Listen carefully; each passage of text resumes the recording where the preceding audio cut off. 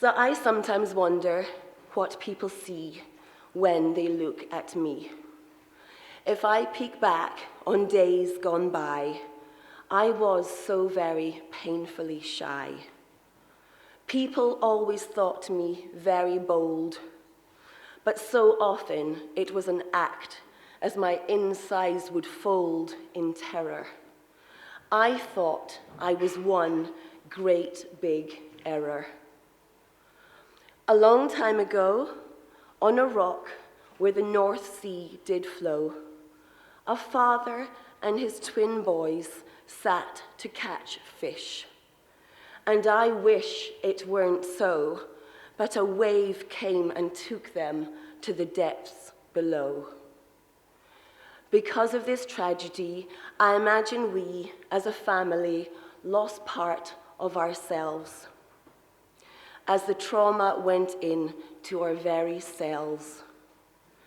I can't speak for the others, my elder sister, or my own twin brother, but I grew up feeling half of me was missing, empty, and never enough. It took years to find I was plenty, and the journey was tough. Just for a mo, can we talk architecture?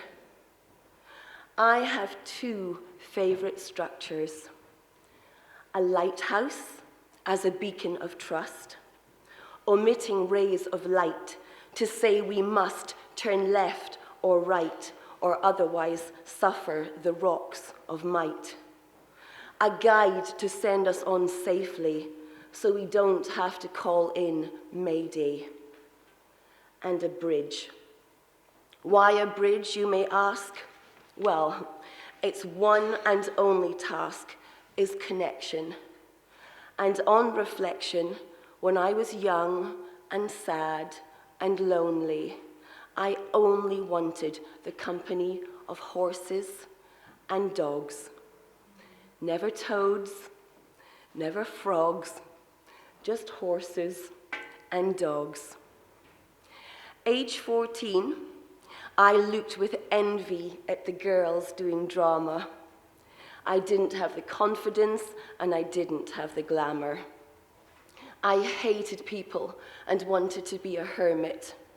I was determined my heart would live in a cave. I was scared of everything, never brave. The only time I liked my reflection was when I danced. It felt perfection. I trained very hard doing floor work and ballet at the bar. I simply wanted to dance and had no dream to be a star. My mother, being strict, refused to let dance be my profession. But this is where I now own up to my confession. I lied. I had applied for a ballet company leaving for Hong Kong. It was only for 6 months, so not very long. But to my mother, I told I was going to assist in a health club. I can't believe I was so bold. When I got there, after a day or so, I called up my mother and said my mood was low. The job that I'd lied about wasn't as expected, but I'd found a dance company that I respected, so would stay to dance instead.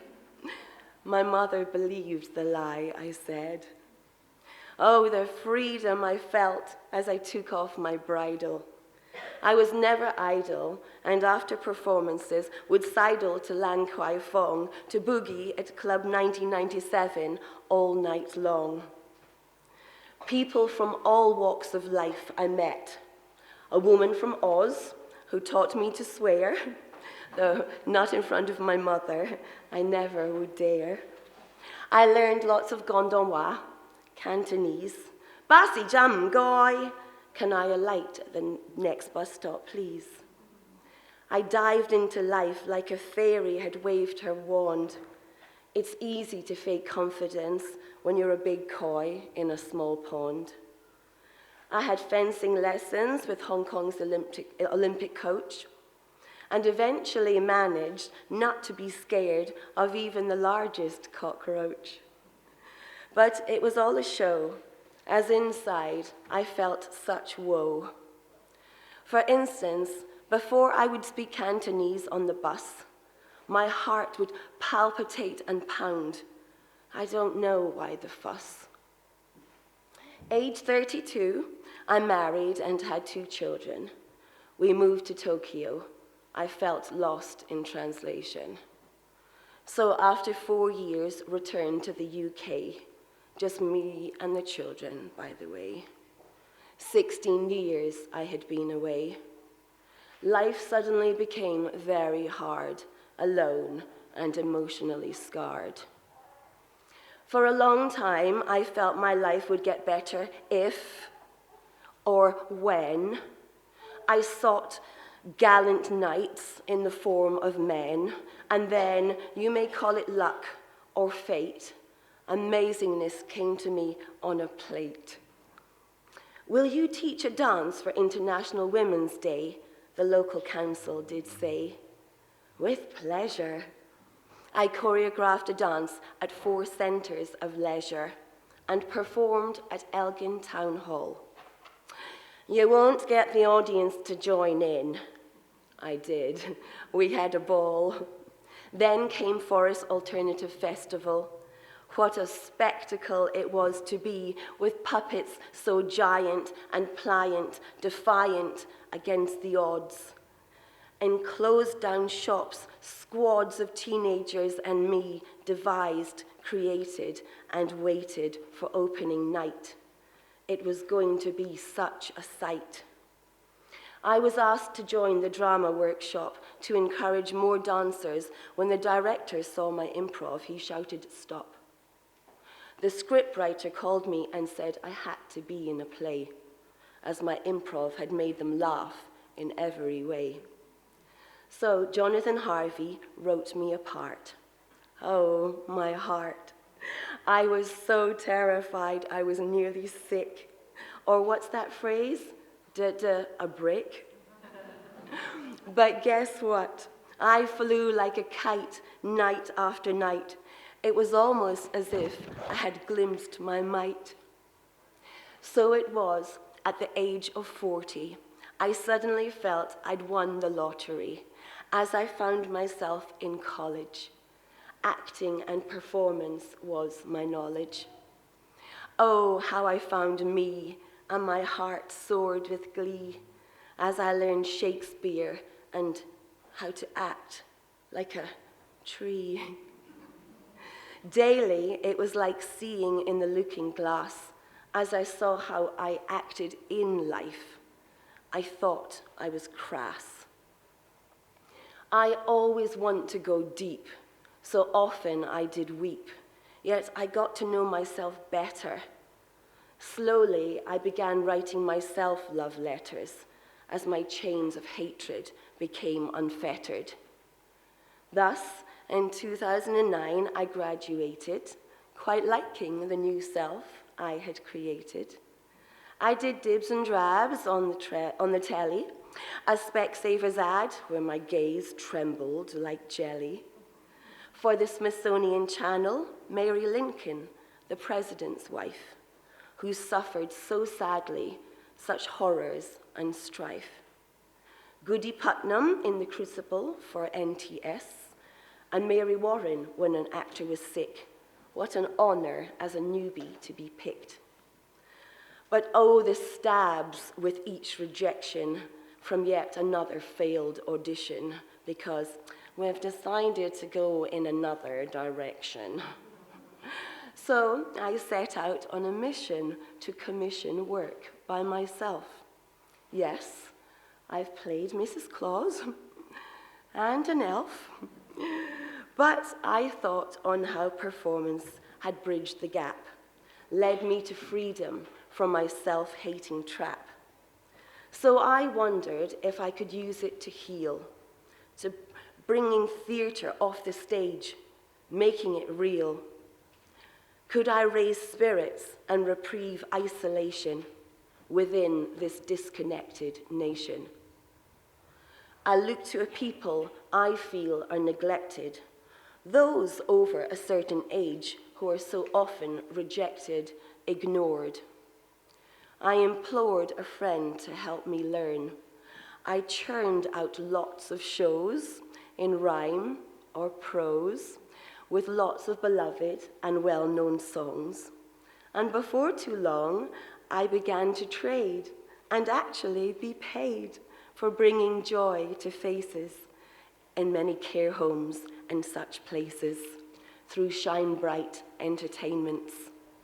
Smiles, sustenance, and sustainments I do bring as I act, dance, and sing anything from Doris Day, even Howard Keel. And do you remember what I said about making it real? There is nothing more special than seeing someone 85 join me on the dance floor to do the jive. I began to notice that sparkle, that glint, never leaves when you're aged, not even a hint. It's there all the time, though maybe hidden from view. It just takes someone to reignite it, like me, like you. With the love I feel from my work, the joy and appreciation, I find that I no longer need an Alsatian, a German shepherd, if you will, to keep my heart caged. My fear, my rage is dissipating. I'm not ready to start dating, yet I like who I am. I'm honest with integrity, no longer a sham. I no longer act, though I act every day. And this is what I want to say. If you feel you're the odd one out, a little bit different, a bit scared to live, well, I believe you're magnificent. If you don't believe in yourself, are overwhelmed or downtrodden, I invite you to broaden and expand, because I know you are far from bland. You are far from a little girl or boy afraid inside. Perhaps begin by holding your head aloft with pride. Get to know yourself on a very deep level. Embrace your mischievous little devil. Break out of the cave. Breathe deeply. Be brave. Read lots of books and start to look in the mirror and see something you like so you can be free. The stage is not for everyone, but I promise it's lots of fun. Even if you take a class for half a term, I promise you will laugh and laugh. With an honours degree, I graduated age 45 and have honestly never felt so alive. Seek out that lighthouse, that beacon of trust, then thrust steadfastly over the bridge which brings connection, the thing I most feared, that which I spurned from every direction. I invite you now to just look at your neighbour. Say hello. Just for a caper.